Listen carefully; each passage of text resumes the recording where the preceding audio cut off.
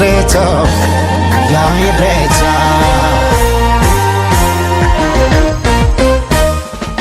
Oromoon turuu faayaan babbareedani ijoolleen abbaa gadaa wal keessa arreedani guyyaa dardaraa dubree jalalaan walii sirbu guyyaa garaa namaatee wal biraa sokkuu jibbu.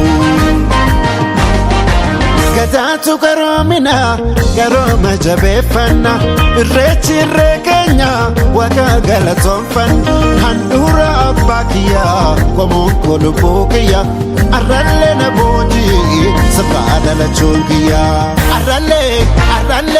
arrallee na boojii sirraa dhalachuun kiyyaa.